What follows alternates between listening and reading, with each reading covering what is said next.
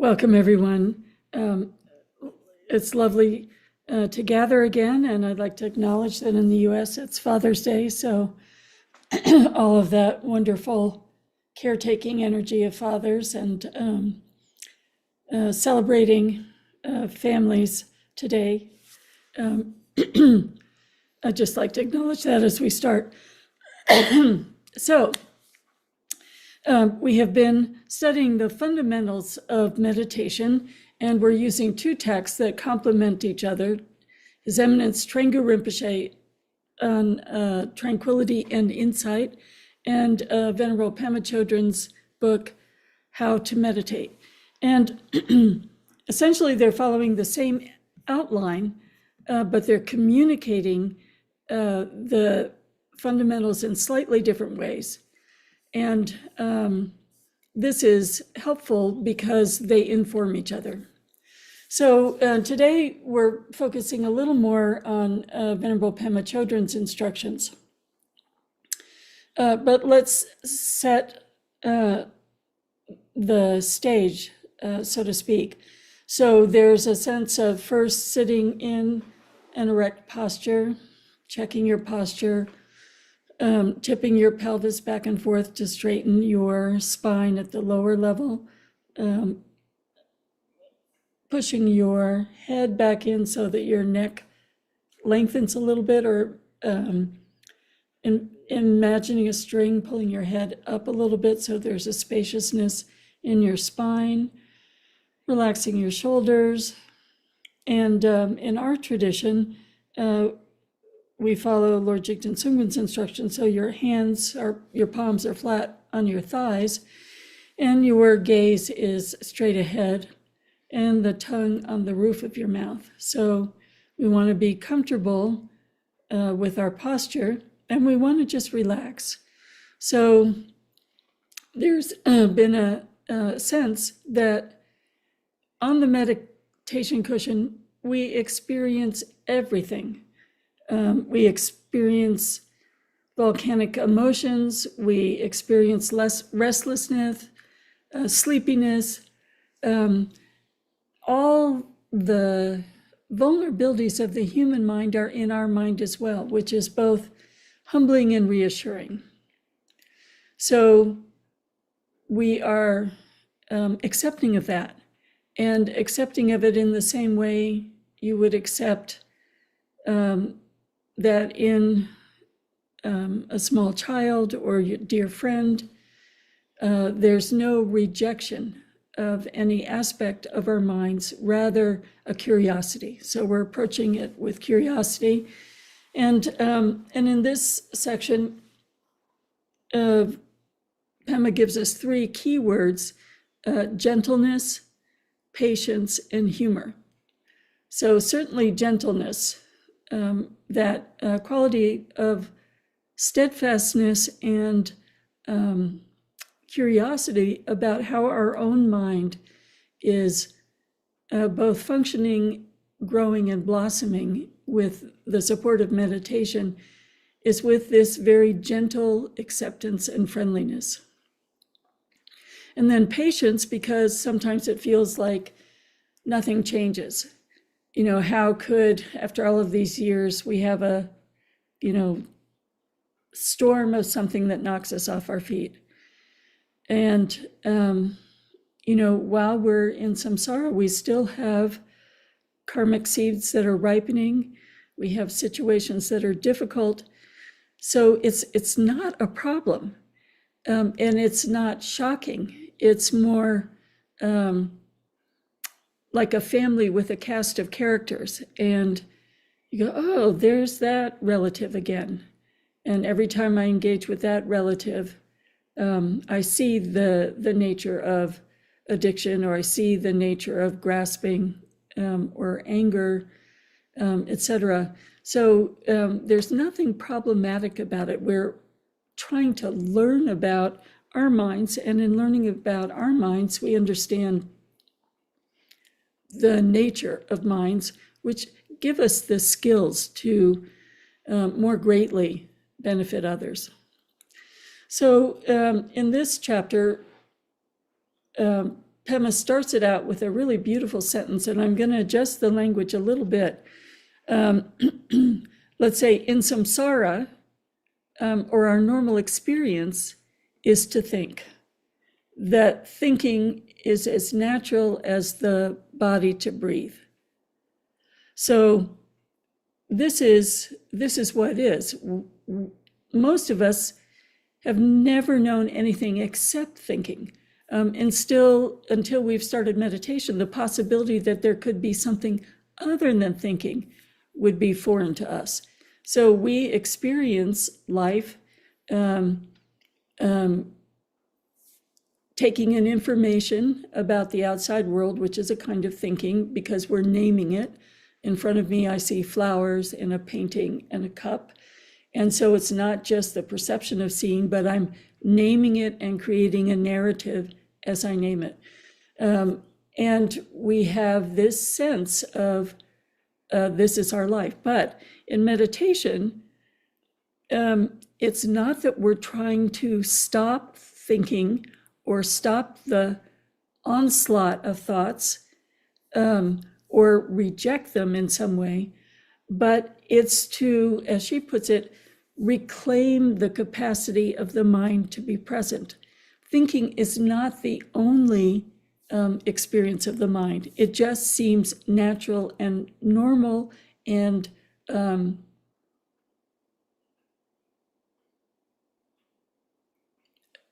our life to us until we start to meditate.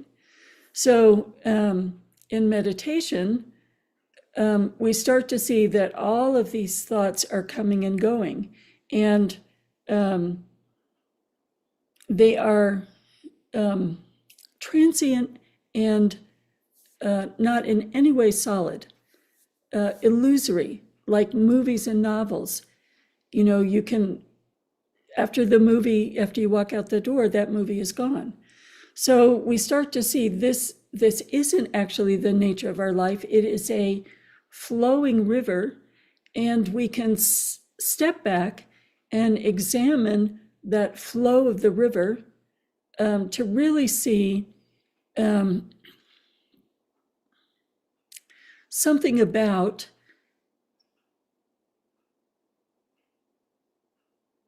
where we get stuck and where we get obsessive, and what is the dominant quality that starts to create our pain, let's say, our mental pain. So of course we have to do this with gentleness, patience, and humor. And really, the longer you meditate, the more you need these qualities, particularly humor, as we see the same repetitive patterns come back over and over again, but without the same strength, let's say, but more like old friends that you're learning more from the longer you engage and explore with them. So last week I was talking about the different types of experiences that we have in terms of being blown away and engaged by these difficult emotions and the wounds that cause suffering in our life. That is a mental experience because it's not happening right now. And there is learning about perception, and there is then learning about impermanence and the transience of all of these mental experiences. So in meditation, there are specific instructions or categories of instructions about how we approach this. So let's say the method then to look at these experiences. And one method is an outer object. So many meditation instructions start with just a stone and allowing your mind to stabilize looking at that stone. And then breathing is not quite the same thing. It's a little more abstract, but it is a meditation on an experience of our body. So breathing in and out and it's very helpful because it's always with us.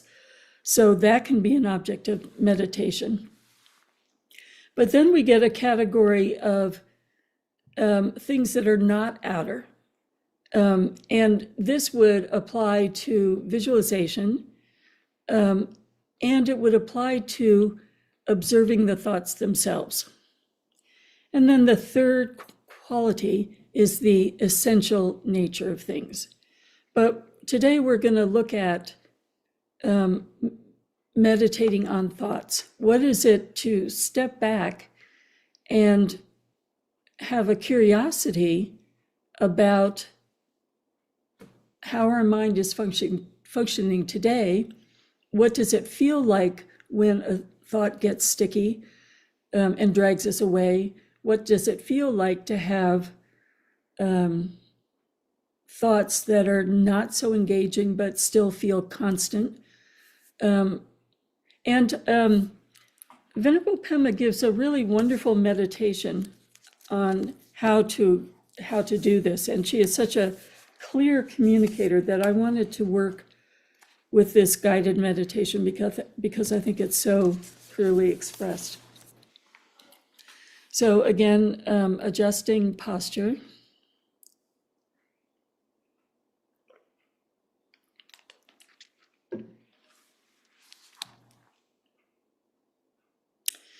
The basic instructions in terms of posture and settling the mind by focusing on your breath a little is a good way to begin, just to stabilize and notice how restless or lethargic you are. What is the nature of your mind as you open the door? How are you today?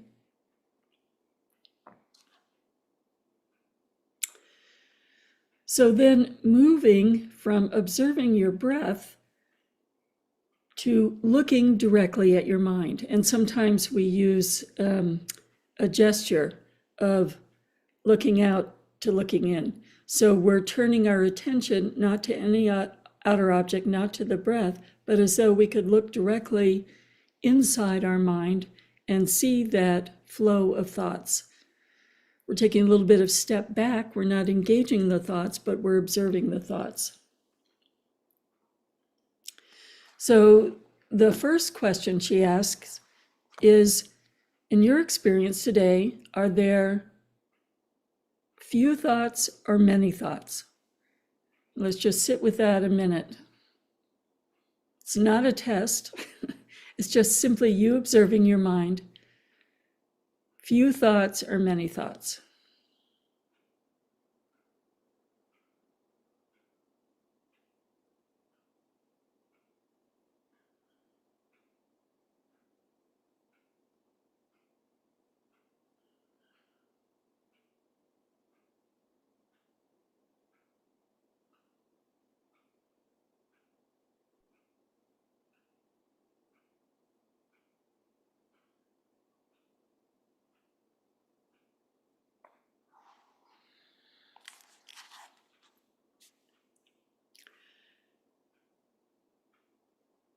Would you say there are continuous flow thoughts, or are there a few thoughts with a little space and then some more thoughts?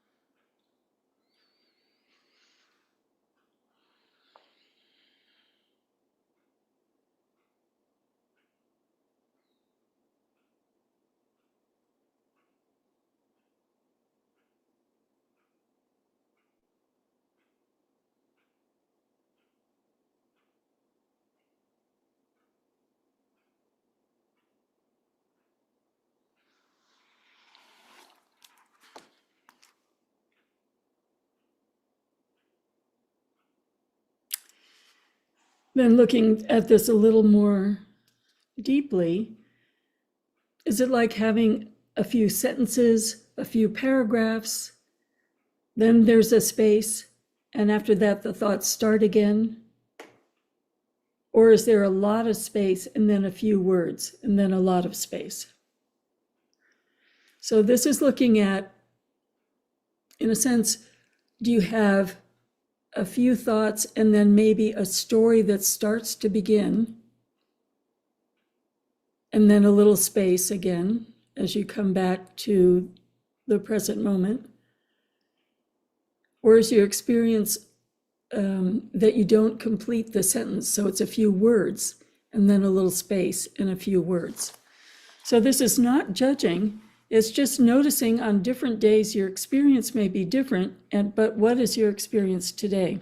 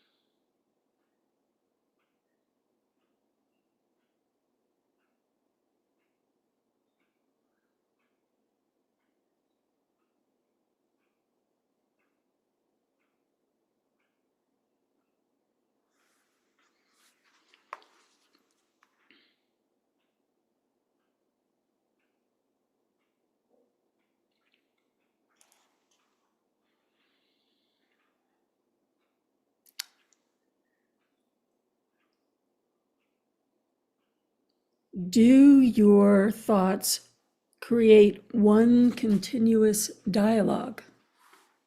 Have you entered into a narrative that's uninterrupted? Or a similar experience might be, it's continuous thoughts, but it's like changing the channel. They're different narratives, but it's still fairly continuous. Is that describing your experience today?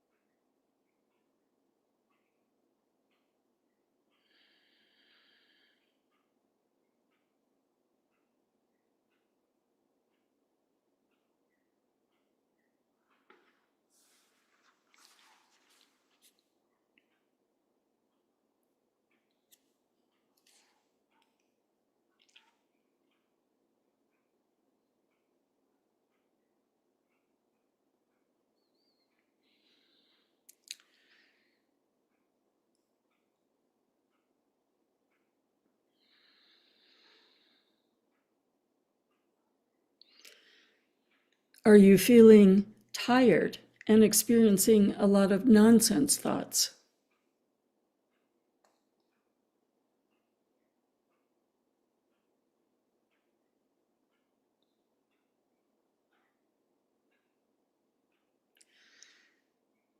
So the point is just to notice, not judging, not trying to change anything, just noticing you're relaxing your body and your mind, and your meditative object is just your thoughts, noticing them just as they are right in this moment. She continues, the intention is to place your mind on the thoughts themselves, and the method for doing this is just to observe.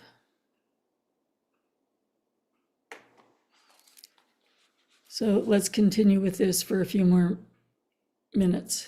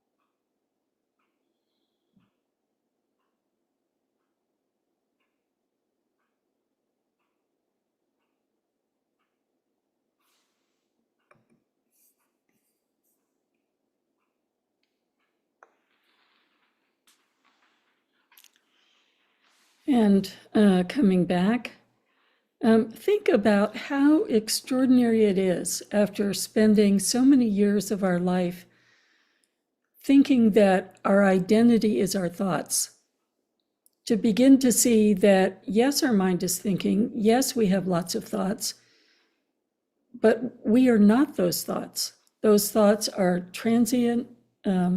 They're in no way solid things.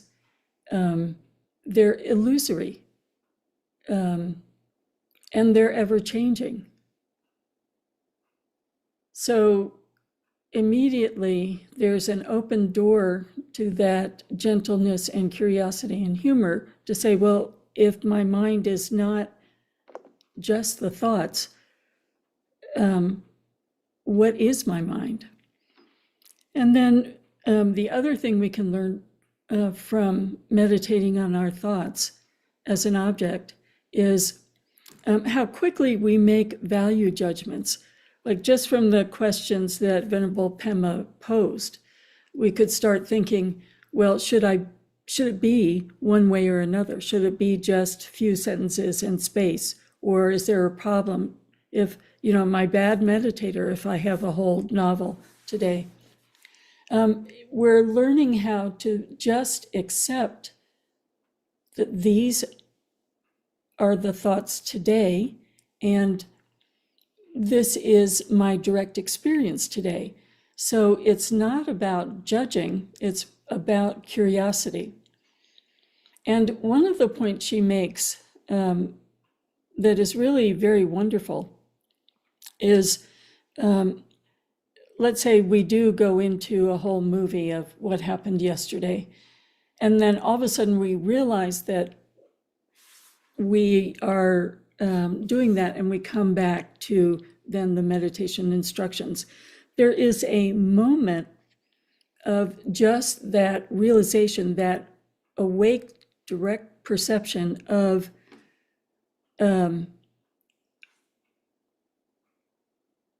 this is no words, a conceptual opening or a non-conceptual opening that redirects us, and we bring ourselves back.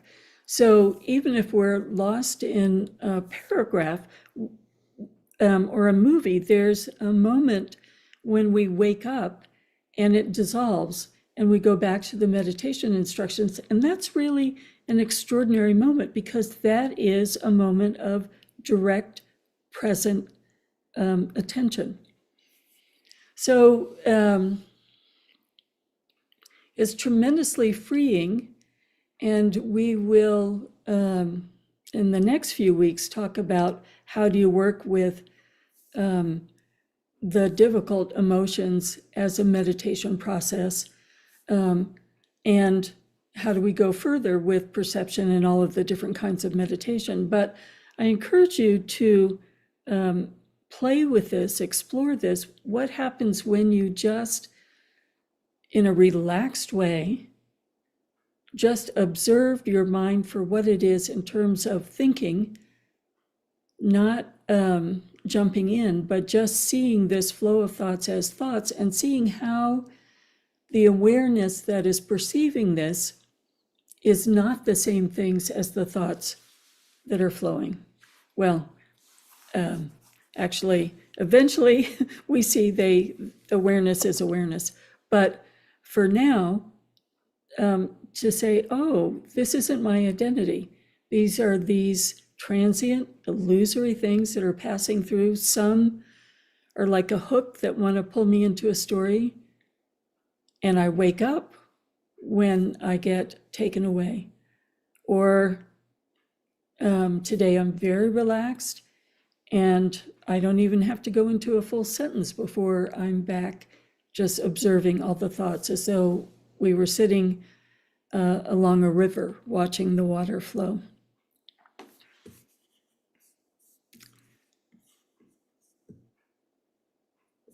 Okay, so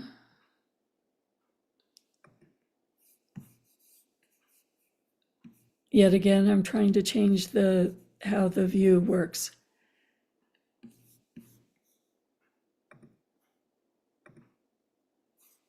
Okay, so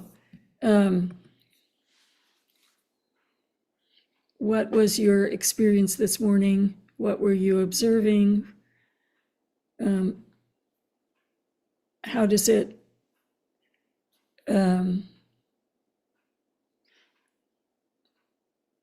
what changes when you take a step back and just see thoughts as thoughts?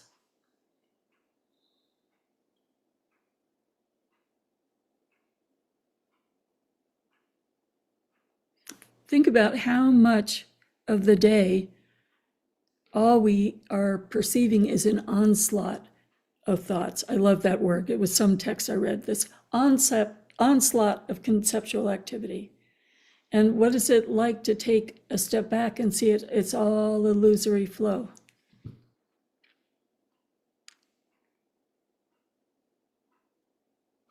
Yes, Lucy.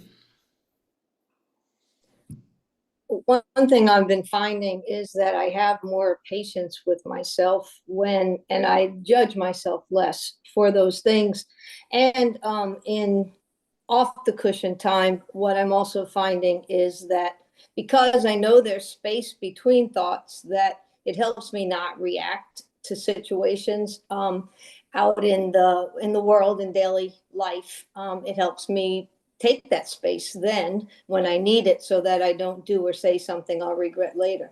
So it's very calming and comforting, and I don't know, I found it very helpful to just be nicer to myself. You know, that's very true. And if we can bring this kind of mindfulness into our day with that kind of perspective, you're absolutely right. We don't have to get caught up in situations or overpowered by what seems to be manifesting right in front of us. Diane. I think you're still muted, Diane. I'm not sure what this was about, but it seemed like for a bit when I started watching my thoughts, they got shy and they went away.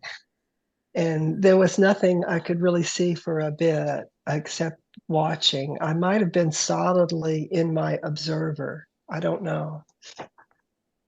Well, and you might have been creating a narrative as an observer, which is another kind Yes, of. that's what I was thinking. Yeah. Like a narrative of watching. Yeah, yeah. Yeah, yeah. Yeah, it's very interesting. Jim. I want to make a compliment that the preamble that you had, which in a way summarized the last 8 or 9 sessions and brought it up to a present, which then you started talking about what it would be like to witness the flow or witness the thoughts or whatever. I want to really compliment you on that, because I think it was extremely well measured and well described, and was very effective. Thank you. Thank you. That's a nice thing to say. And Eileen. Hi, Khenmo. You know, I feel like my thoughts are always tinged with emotion.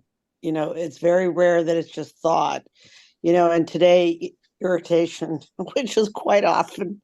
But so, the thoughts were, it felt like, or it felt angry.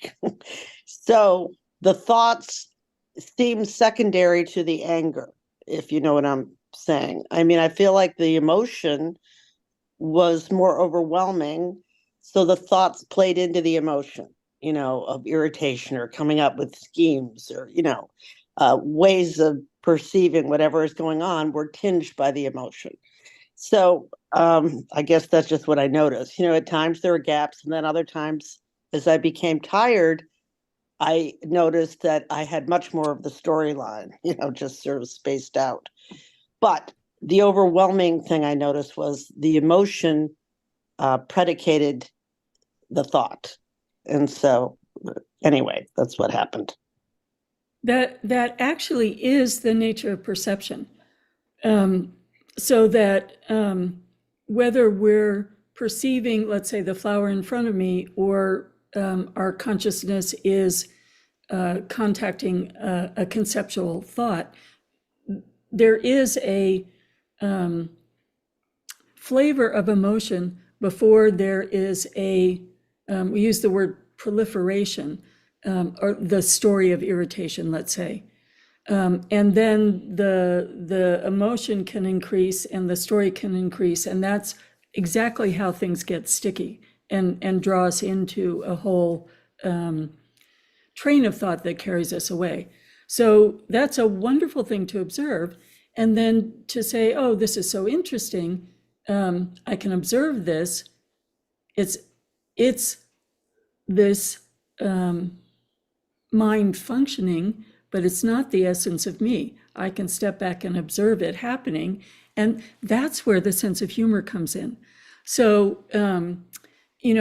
when we see this happens over and over and over, and each of us have different qualities of, let's say, the range of anger and addiction, it's like, wow, there you are again. Yeah. As well as patients are like, is that you again? Oh, I didn't want to see you today.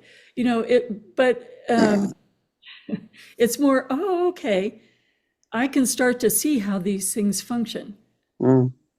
And I can take the wisdom of my awareness to investigate them. Thank you.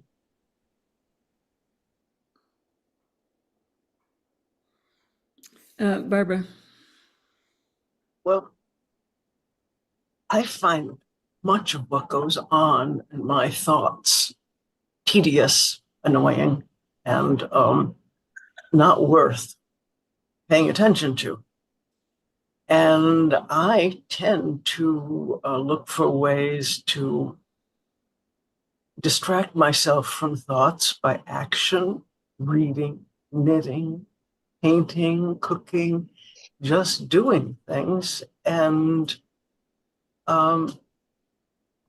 so I guess I'm not a very thoughtful person. No, you are a thoughtful person. So that would be a description of restlessness, and that get me out of here quality. No, it's not getting me out of here. It's just, it isn't that. It isn't, it's, I have someplace else to go that's much more interesting. Exactly. You want to leave what's happening in your mind. So you may describe it differently, but I laughed when you said that, because when we go into retreat, particularly when we go into long retreat, the word that's used is like nausea with the thoughts. You run out of important things to think about, let's say, or things you might be interested in. It's just the nausea of this conceptual onslaught of tedious things. So then the challenge would be to just keep relaxing and watching them dissolve and not switch into action. How do you stay with it long enough to find out something else about it? It's sort of investigating the tediousness with curiosity, but I so recognize the quality of nausea. And even with what Eileen was saying, like the nausea of the same irritating story coming up over and over again. So I will say that one of the things I love about meditation is it turns it off. Mm-hmm. And it's peaceful, it's revitalizing. Yes, and so the issue is, or not the issue, let's say the development is, how do you turn it off? And we'll get into that. And part of it is seeing that each and every thought is so impermanent and illusory, looking for where do the thoughts come from and where do the thoughts go? Getting more curious about that than the tedious nature or the irritating nature. So there's more to come.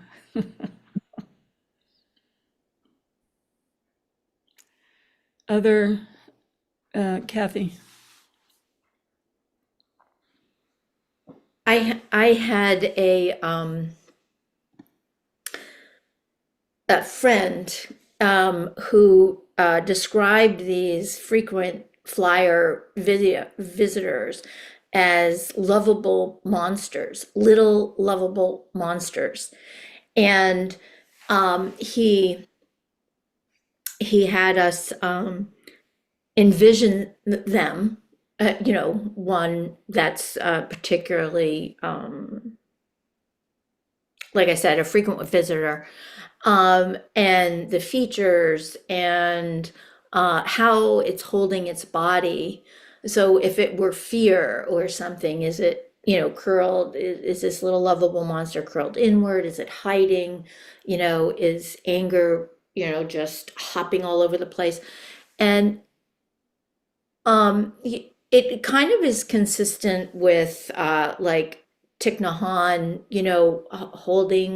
holding these thoughts and feelings like babies, and being very gentle with them. Or so anyway, some of those kindness practices toward yourself. I just found it a little easier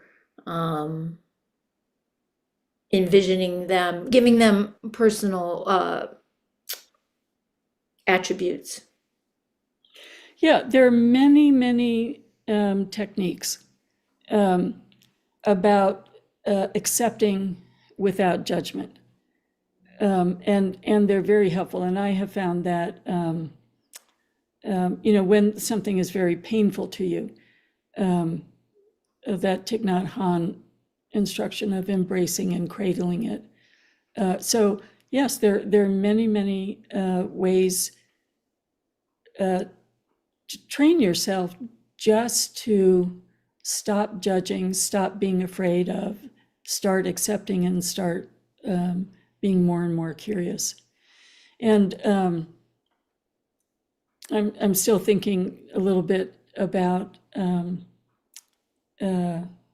what you were saying, Barbara.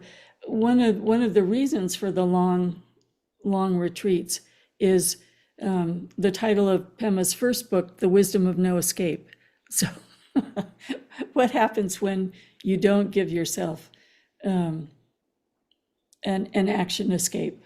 And deep in the Mahamudra retreats, where you're really looking at subtlety, those retreats have to be completely supportive, so that you don't cook, don't do any like cleaning, or you're just immersed in the subtleties of mindfulness. So it's, yes, we all have normal minds, and yes, I recognize in me everything that folks are saying. And when we apply this kind of gentle curiosity, it gets more and more interesting. And Nancy from New Hampshire, your hand is up. Hi. Good morning, Khenmo. I find that my biggest struggle is just not being distracted. Just sitting still is challenging for me. It is primal. It is absolutely primal. The all of these things we were talking about is exploring the nature of distraction, or the pull towards distraction, and how strong that is, versus staying present in the present moment. It's good practice. I enjoy our Sunday mornings together. Thank you. Well, it's really fun for me to look at these texts side by side, because Venerable Pema is such a really wonderful communicator, particularly to Westerners. And the Thrangu Rinpoche text is very classical and really detailed. So their combination is really, really lovely. other thoughts or reflections this morning?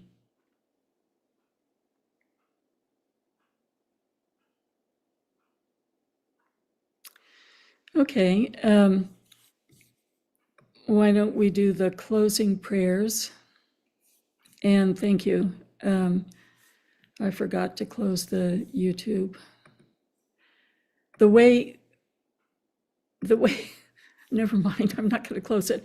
Every once in a while they update it and they change where all the controls are, or what I see on my screen as to where the controls are. So let's go ahead with the closing prayers.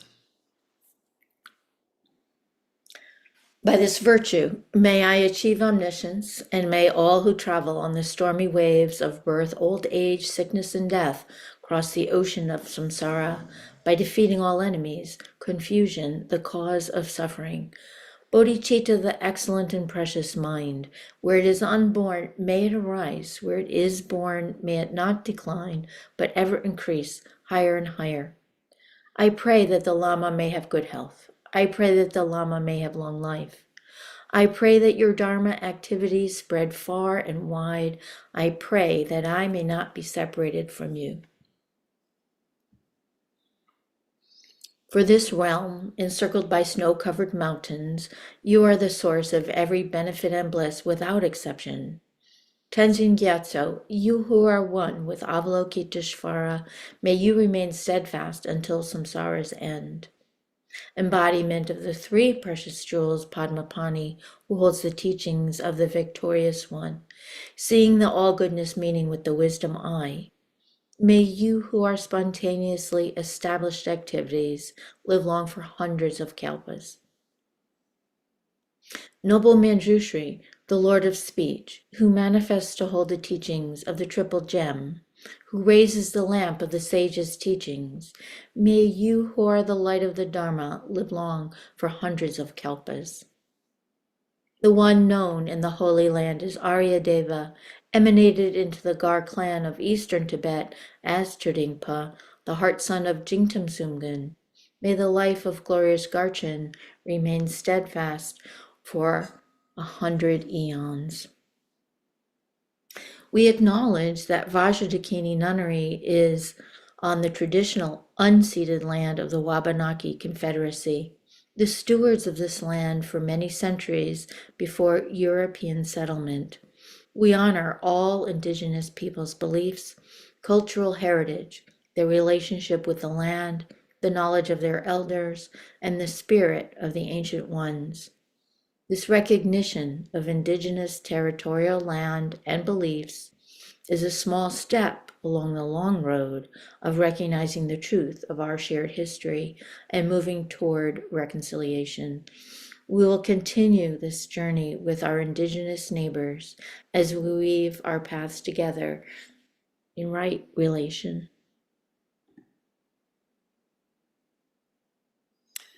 Okay, good to practice together. I look forward as we continue through these wonderful texts. And Sangha is created by showing up. So how fabulous to see everyone and to grow together as we continue exploring. So take care. See you as you're able to join in. Thank you. Thank you. Great to see you all. Thank Thank you. you. Yeah, thank you all. You all. Yeah.